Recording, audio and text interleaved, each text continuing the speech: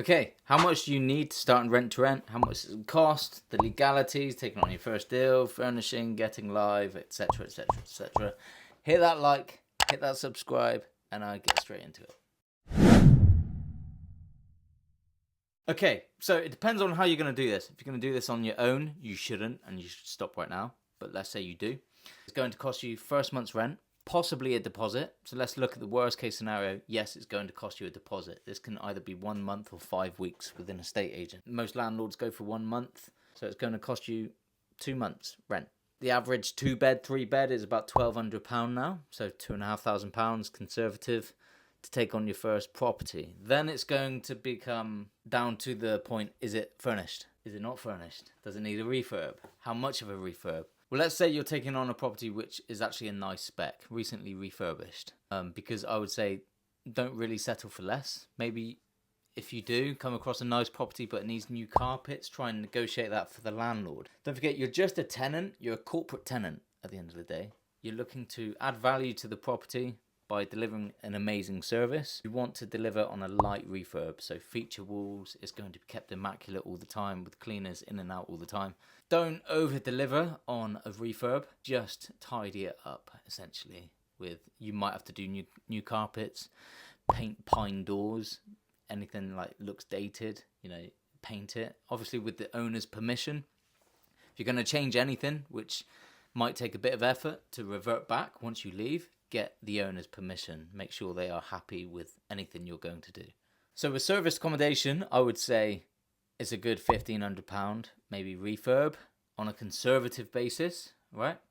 And then £3,000 to furnish it. So for example, I took on a 2-bed flat. It was recently refurbished, kind of. The kitchen was a bit dated, but it was clean and fit for purpose. This was going to be a contractor house, right? The property had pine doors.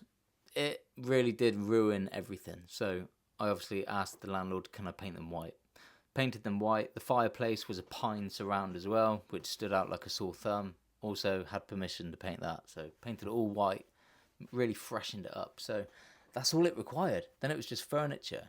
Furniture, I've never furnished a serviced accommodation less than £2,500. That's if you're buying all the furniture yourself. You obviously can lease it if you want to go down that road. For me, it was all about Facebook Marketplace and Gumtree, getting it all secondhand, but really good stuff.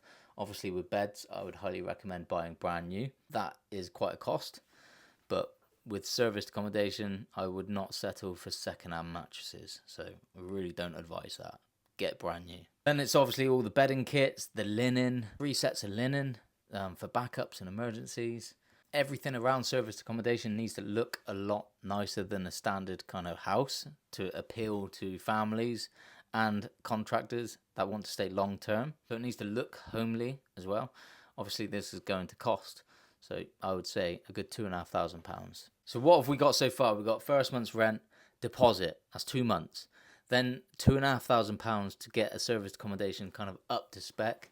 That's without the refurb. So it depends on the refurb. So already, without a refurb, we're looking between £4,000 and £5,000. I wouldn't go beyond carpets and paint with a serviced accommodation. Anything more than that, I would avoid. It depends how amazing the deal is. If it's in a killer area, which is going to outperform anything, then obviously you need to look at your own finances. Can you fund it?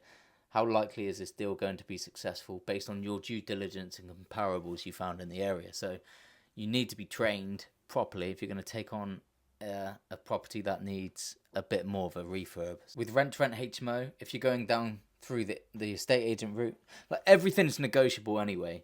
But I would say if you just plan for the first month's rent and 5 weeks deposit, so if it's £2,000, the deposit is going to be £2,500, right?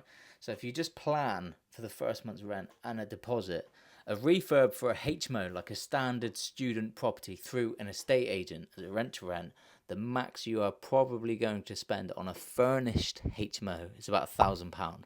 On a standard rent to rent HMO, that would just include paint, wall art, rugs, bedding kits, lamps, feature wall paint, etc. And that should see you live.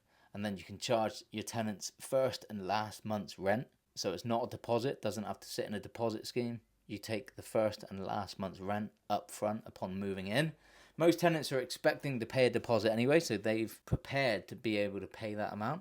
So you just take it as last month's rent, and then that can just sit in your business account. Then you recoup your initial investment. Depending if you've negotiated a rent-free period as well, which is usually in the second month, then you're going to make profit and your bank account is going to look really healthy by the end of month 2. So an example of a rent-to-rent HMO, I took on a 5-bed HMO. It cost me $19.50 in rent. I had to pay 5 weeks deposit as well. And then I spent £1,000 refurbing it because this property needed like linen paper on the walls because they were so badly damaged. Like just not badly damaged, just like cracks and really a lot of imperfections. Just paint wouldn't have done it. So lined the walls with wallpaper and then painted white over the top of that, and it just made it look fresh, clean, fit for purpose. So with student HMOs, turning them from a student HMO into like a working professional house, as long as it's clean, fit for purpose, looks appealing, then you won't go too far wrong. So all in, I spent about £5,000 on this first rent-to-rent HMO. Then I moved 5 tenants in. They all paid first and last month's rent up front. I recouped about £6,500. Then I had a 1-month rent-free period as well. So my bank account was already looking very healthy just on one property. So don't look at it as like a cost. It's an investment. Yeah, it's hard to wrap your head around. Like you're paying for stuff that isn't tangible to start with. But when you take on your first property, you just see your bank account go ding, ding, ding, ding, ding. First month's rent, gone, bang. Deposit, gone, bang. You can do like deposit replacement insurance as well, which can help. That's usually 1 week's worth of the rent, but you don't get it back. It's like buying car insurance policy for your property. That's a way of keeping your costs down. And then you're back and forth to B&Q, the Range, Dunelm to buy all this stuff and like stuff that the property needs, you know, tile paint if you've got old tiles, tile grout, skirting board paint, etc. You know, it really does start to add up and you just see your bank account balance go down, down, down, down, down, down. And it's quite demoralizing. But when you're finished and you look at the end product, you feel really proud. You get a video, you send it to the estate agent, they forward it on to the landlord. You hear feedback of like, great job, looks amazing, well done. It gives you a sense of pride.